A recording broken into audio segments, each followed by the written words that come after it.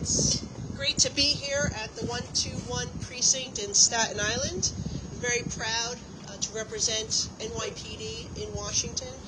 We have the greatest police force in not only America, but the world.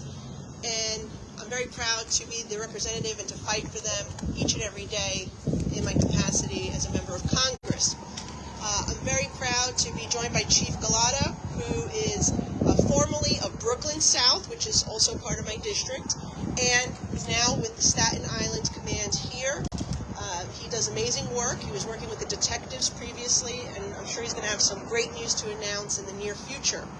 And also, we're here with our community affairs officers and our police officers who do an amazing job each and every single day.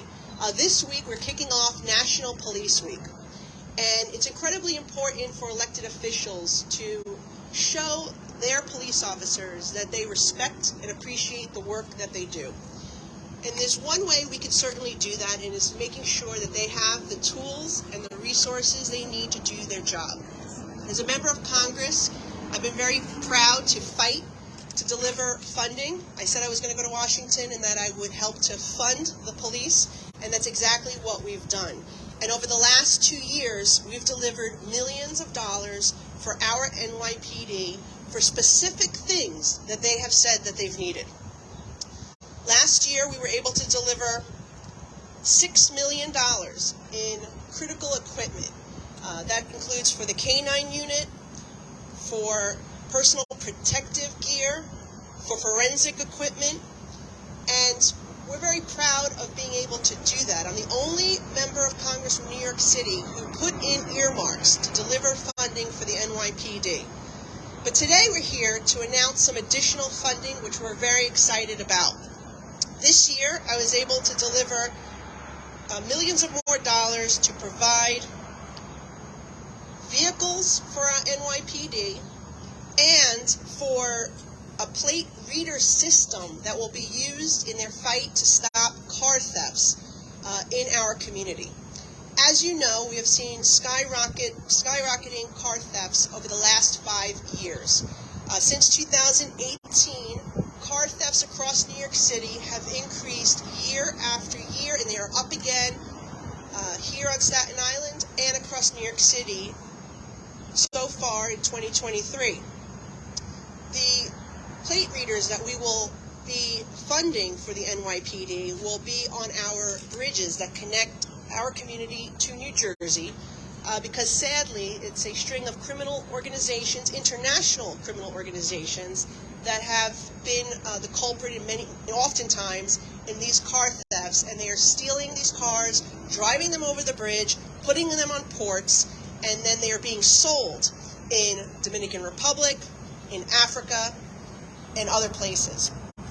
And so when I asked the NYPD, what do you need to be able to crack down on this? This is the first thing that they said would be critical in helping them in this fight.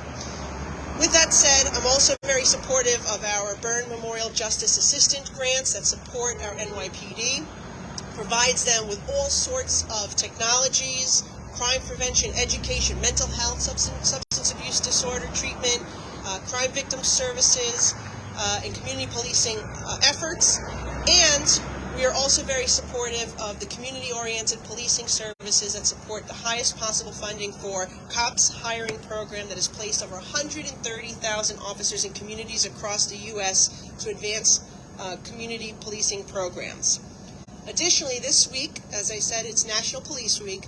We'll be passing legislation in the House that will further support our police by increasing penalties for assaulting law enforcement officers and making sure that retired equipment from the federal government is available to police precincts like this, so they are not discarded and go unused, but instead are put to work in helping our NYPD and law enforcement entities across the country do what they do to keep our communities safe. I want to turn it over to Chief Galata to say a few words about how the funding and the equipment they'll be receiving is used in the work that they do.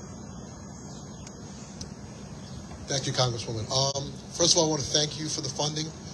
It's going to go a long way in keeping New York City and Staten Island safe. The money is already in place that's been used for the CRC and the canines was on display at the 5-borough bike tour, keeping tens of thousands of bike riders safe as they traveled from the 5 boroughs and finished up in our borough in Staten Island. The dogs are an intricate part of what we did and how we kept it safe, so thank you for that. The funding coming up with the plate readers in the vehicles will help keep Staten Island safe. We are seeing an increase in auto-related crime, but those plate readers will also help us fight all crime, and it'll give us identification of where these vehicles are using crimes have moved to and moved from. Also, looking at the trauma kits that are earmarked as well. I've watched numerous videos of our offices putting them in place, saving numerous people, gunshot victims, vehicle accident victims. It's really just a tremendous asset. So this funding is really going to go a long way in keeping Staten Island and the city of New York safe. So thank you very much. Well, thank you. Once again, it's National Police Week. Here on Staten Island and in southern Brooklyn, we support the men and women of the NYPD, and I will continue to advocate and deliver critical funds so they can get the job done and keep us safe. If you see a police officer, thank them for the great work that they're doing. And any questions? Great. Well, thank you very much for attending today.